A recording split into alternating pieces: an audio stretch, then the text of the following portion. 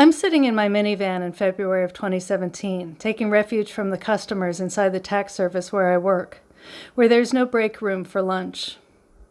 I've just come home to Portland from Illinois, where I sorted through my dad's belongings to begin the process of moving him into his new apartment in a retirement home.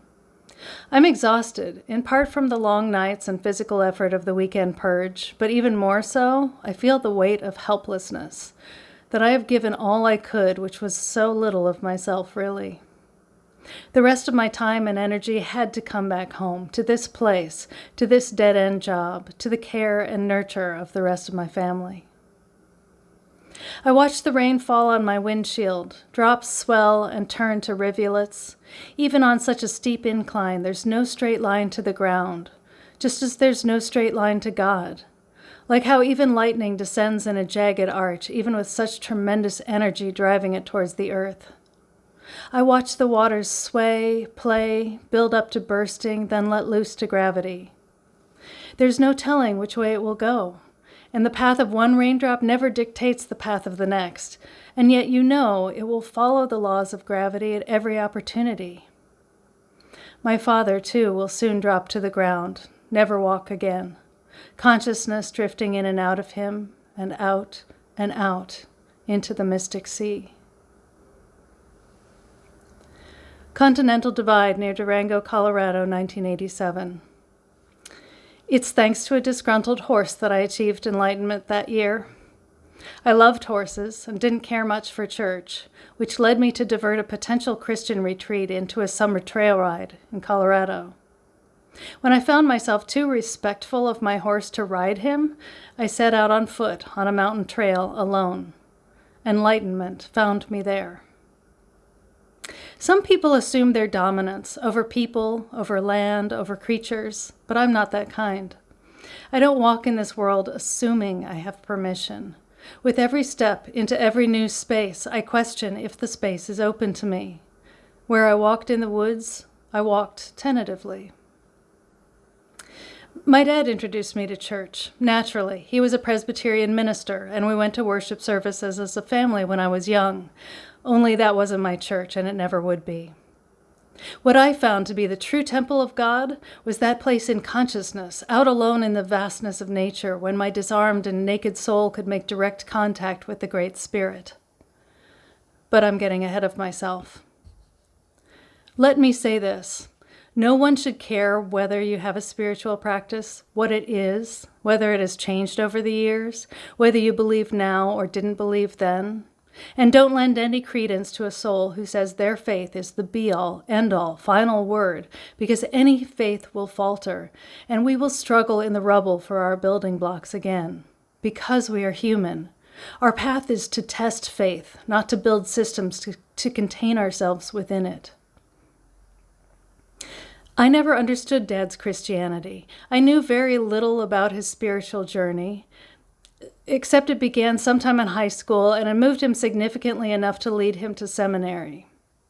I know he experienced his connection to the church differently from both his traditionally Christian parents and his unconventionally atheist brother. Like many others of his time, he would be influenced by Dr. Martin Luther King Jr. and Mahatma Gandhi towards a theology of radical love and service towards the least among us. As a student of religious history, Dad also studied Buddhism in India.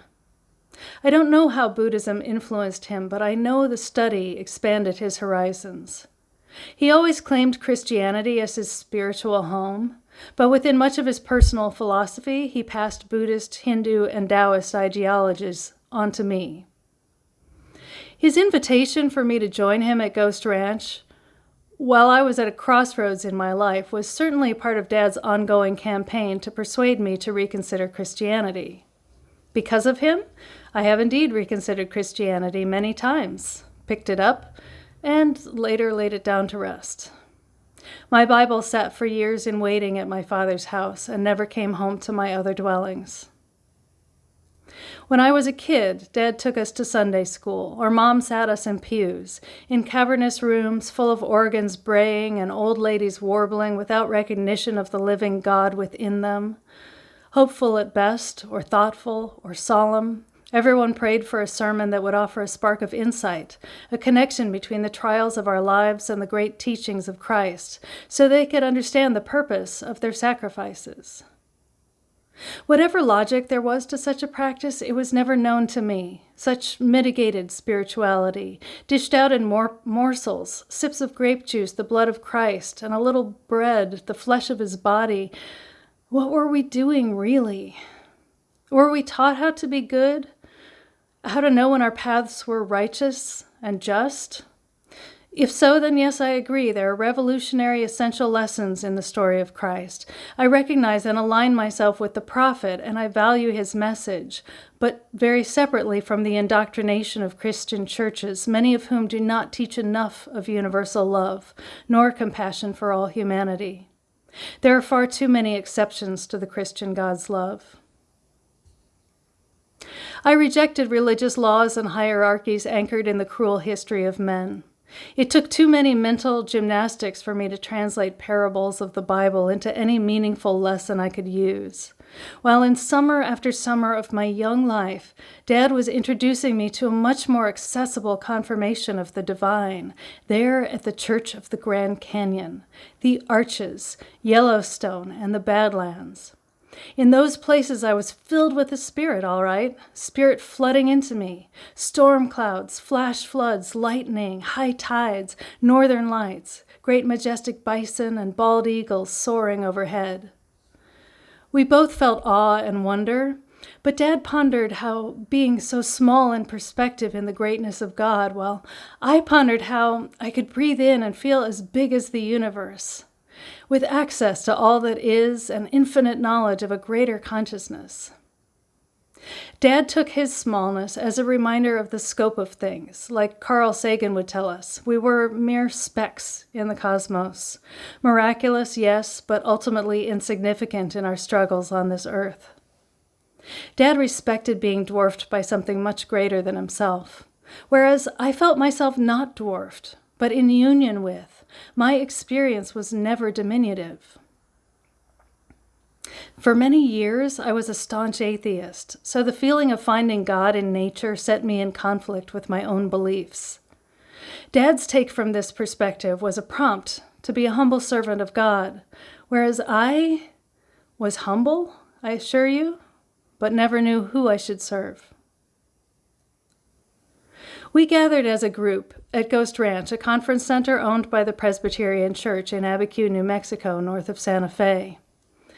I couldn't tell you anything about the members of our group, or what we had in common, except we all loved a good horseback ride. That particular trail ride was organized as one of the ranch's popular annual summer offerings. Most of their other workshops and courses took place on site. My dad very kindly took me on the trip. I say kindly, because when he invited me to go with him that summer, he hoped I'd consider taking one of the week-long courses at the ranch, maybe something creative like writing or photography. Then he could enroll in some forum related to social justice or theology, and we'd hang out together in the evenings. Having camped there as a family for 3 summers when we were younger, I remembered Ghost Ranch as one of the most magical and sacred places I'd ever known. So I would have been happy to spend a week there.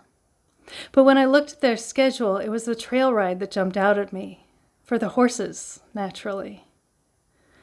When I was a kid, I memorized every breed. At birthdays and Christmases, I would plead with my parents for a pony. Every time we drove by a ranch offering rides, I was insufferable in my begging to stop. While a mountain trail ride wasn't at all what Dad had in mind, he knew exactly how appealing it was to me. And he complied. Having stayed our first night at the ranch, we climbed onto an early morning bus headed into the Rockies near Durango in southwestern Colorado. We arrived to find a group of ranchers gathered with the 20 or so horses with whom we'd be paired for the week. The adventure didn't start out well for me. One of the ranchers had a daughter, 8 years old, who immediately fell in by my side and found the horse she wanted me to ride. Despite my avid interest, I knew nothing about preparing a horse for riding. All I knew was how to rent them by the hour. So when I saw a horse with a saddle, I figured he was ready to go. The 8-year-old told me so. But my friend Stony, the rugged buckskin quarter horse, knew he wasn't properly saddled or strapped. We trotted a bit, and then he tore off running. I lost hold immediately and fell off. I was uninjured, but sure as hell shaken. The ranchers apologized and admonished their girl, but then insisted I should keep riding Stony for the rest of the week. I don't know why, so we could work it out between the two of us, I guess. I started that week with a horse that didn't want to be on the trail with me, and who, frankly, could have killed me. When I didn't handle him confidently, I heard all the advice I'd heard before. They're dumb. You just have to show them who's boss, make them understand. Your directions are more important than their will. In my childhood, playing with Barbie dolls and Breyer horses, my horses were always having just as much fun as my Barbies. They wanted to go on adventures, and they never minded a rider. I knew real horses had wills of their own, but I always expected them to be more easygoing. The truth is, my level of interest had never made it past idolatry. I had never been trained to ride. What I discovered that week, after trekking 8 miles in, was if I rode at the expense of any of Stony's happiness, it would be no pleasure for me. I struggled through a paradigm shift, realizing I didn't have Stony's consent for such a journey. Those ranchers weren't running a professional team, and the horses rebelled. The ranchers used hobbles, restraints, binding the horses' front legs together to prevent them from running back to the trailhead overnight. The binding is commonly used, but it wasn't common to me, and I was unaccustomed to seeing animals controlled in such a way. The horses were certainly over it. Despite the restraints, some of them walked all the way back to the trailhead every single night, forcing the ranchers up early to retrieve them before the day's ride. All I could think was how they must have been so unhappy and so tired. Besides riding horses, the other feature of our trail ride was to journey up to the Continental Divide, where the Rocky Mountains separate and most U.S. rivers originate, cold waters parting decisively to the east or west. I imagined a mountain ridge like a razor's edge where, as it rains, some of the rainwater would trickle one way and some would trickle the other way. I looked for delineation, confirmation of something absolute, to have the satisfactory of a boundary, like a border wall. But when we trotted up the trail and the trees parted on either side, we found ourselves on a placid, high plain, where you could see 2 mountain streams in parallel, flowing in opposition to each other, coexisting naturally, equally correct in their course, with as much potential heading eastbound as to west. This was nothing miraculous, just simple physics. On a relatively flat land, a slight grade one way or another provides all the momentum a trickle of water needs to find its stream. Any other trickle could find any other path down the mountain. On that high plain, with our band of would-be cowboys and cowgirls on horses galloping alongside the 2 opposing streams, that place where earth ascended to the heavens felt somewhat disorienting. We all have continental divides inside us, places where the waters don't cross. And sometimes it feels so random which current we'll end up in.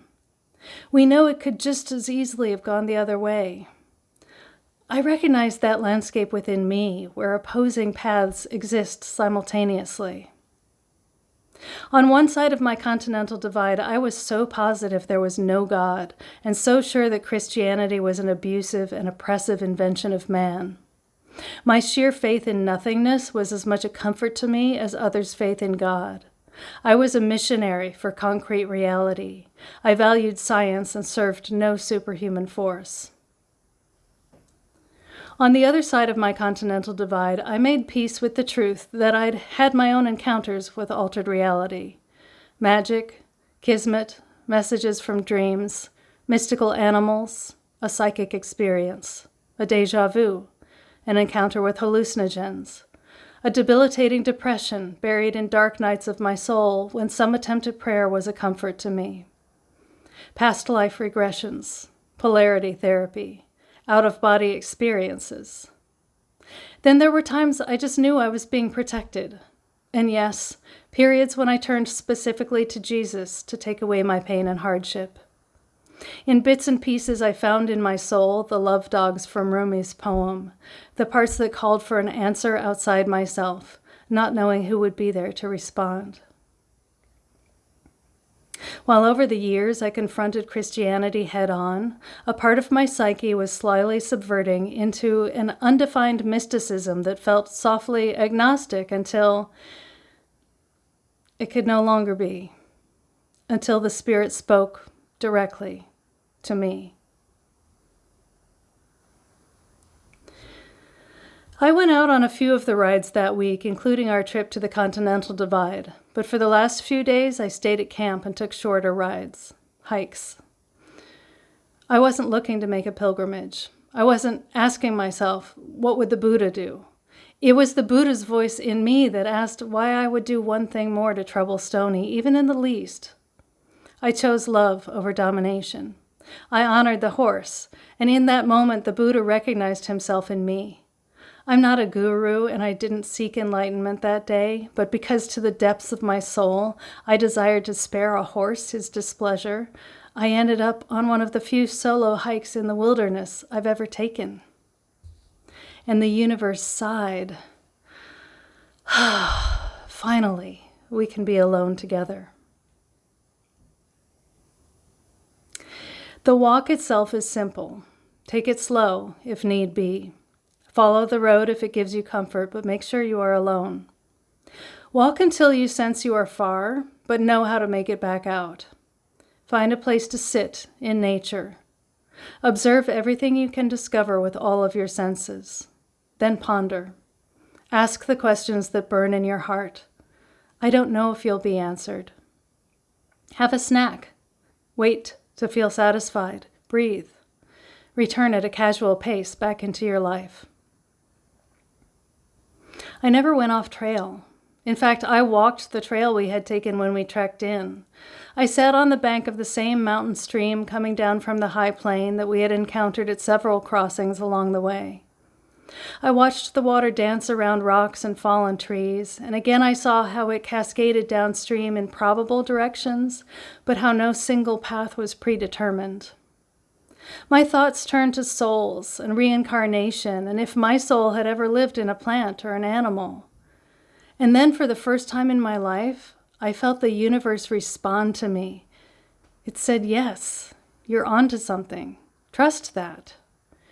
There is a soul in the smallest living thing, and there is consciousness that is connected and cycling through all beings, evolving towards a great awakening. There is a spiritual universe that you know, have known, and of which you are an integral part. The universe had waited for me to walk out alone into the woods, humbly, with a true question, and with no assumptions of the answer. I had to go and open that channel myself. As soon as I did that, I felt the message waiting there for me, waiting for the moment I could be alone, undistracted, and vulnerable enough to tune into the harmony of God consciousness. What I want you to know is my experience was just as ordinary as it was divine. It felt as common as thinking a tool you need might be at the hardware store. So you go to the hardware store and you find a greeter who says, yeah, it's in aisle 9. From that point on in my life, I always knew there was a greeter, and I always knew there was a place to find my spiritual tools when I needed them. 4 years later, in 1991, I was sitting in a church pew in a small town in the Netherlands, having been invited by new friends to meet their community. The service was in Dutch, and I was beginning to doze off when I heard a voice, clear as a bell, in my head. If you look behind you, you'll see the footsteps of the Creator. I thought, wow, that felt like a very Christian sort of message to receive in a Christian church, and I could pick it apart, subject it to analysis, but what really got to me was the absolute clarity of that voice in my head, and that it did not come from me. 21 years later, in 2012, back at Ghost Ranch with my family, my dad found his social justice forum. My kids were enrolled in the same day camp my brother and I had loved when we were young, and I kept my days open to rehearse a play I had written, addressing our cultural dissonance, our obsession with apocalypse, and how to emerge whole from such disasters. By then, I paced the labyrinth with devotion. I sang my poems to the ancient sandstone cliffs. And later that day, I launched out on my own along the Box Canyon Trail. It was after all the other hikers had come back out for the day. I was once again alone and at harmony with nature, stepping carefully but quickly, ecstatic in my freedom in so many ways. By then, I didn't need to be alone with a burning question. By then, I simply knew how to vibe with the universe inside me. I knew it like breathing. I didn't walk out of the woods on fire with enlightenment back in '87. What I experienced mostly, I have kept to myself all of these years. It sings within me, but I don't know how to share it. And even so, I still have this continental divide inside me that sometimes makes me flow in the other direction. And I'm okay with that. I traveled to the source and saw with my own eyes 2 bodies of the same mountain water flowing parallel at opposites, paths resolute but not absolute. You could see what a little trickle in one direction or the other might do.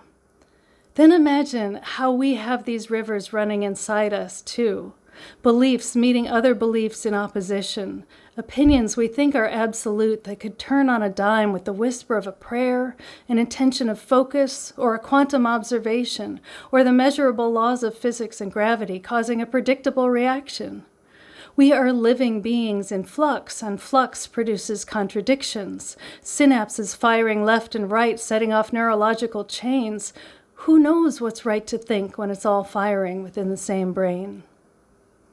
I don't have the answers, and I can't explain. I only know that I have learned to love the question with every tool at my disposal. It matters that you let yourself search for truth. Maybe your elders take you to church to learn the seeker's path, but you find your own questions. You are allowed to move on from that indoctrination or to advocate for change from within until the least among us is seen as loved and cared for in the eyes of God. You may not care what others think of your beliefs, but you must consider how your beliefs affect others. I believe in a higher power who lets bad things happen to good people because these are life lessons from which no one is immune. But I also believe in karma, that as long as you knowingly allow harm towards others, you can't release yourself from such harm. I have lived through spiritual events. I have prayed, and my prayers were answered. I have heard the voice of a higher power, something greater than myself, Allah, and I believe I've been transformed by my seeking. But I don't need you to know what I have known. I don't need to go outside my experience for validation. I don't have to be right about any of it. I can only say the path I've been on, the places I've gone, the times the Spirit moved me, have definitely changed me. When it comes down to it, I don't know if these ideas are only firing in my synapses. We can't know. I was brought up to ask the question, never told what to believe, but always encouraged to seek. I've only just dipped my toes into centuries-old spiritual legacies, and I understand I'll never be a follower or a scholar of any kind. I've deliberately borrowed language from many spiritual traditions here because this is not a Christian story alone. I'm telling you of a faith that sets me apart from many of my friends, that I can no longer define it, than I can deny it, but I do feel myself in direct communication with God consciousness. By the time we went on that trail ride, my dad was already having trouble walking. He had struggled for years with poor flexibility and arthritis, and I think he knew it would be the last time he'd ever try a horse ride. It was only a few years later that he finally gave up tennis to get the hip replacement for which he was overdue. For many years he walked with a limp, but he walked diligently every day until he no longer could. 3 years ago, in his apartment at his retirement home, he fell and broke his leg. He had successful surgery, and there were attempts at physical therapy, but he would never walk again. I think about our pandemic lives and how my dad endures so much isolation, and I realize how much of this soul work I do for him, and how I walk so his spirit can walk with me. He must yearn to feel alive and nimble in his body, to have legs that can carry him, and to feel free. My Father's Spirit walks with me, rejoicing in every ecstatic breath of fresh air. He still teaches me to seek a spiritual truth, and every walk I take is an invitation to reconnect with the source, to not just let the currents that move me flow, but to listen for their music. I have only followed in my Father's footsteps as far as my beliefs would take me. For the rest, I have set out on foot towards my own uncertain destiny.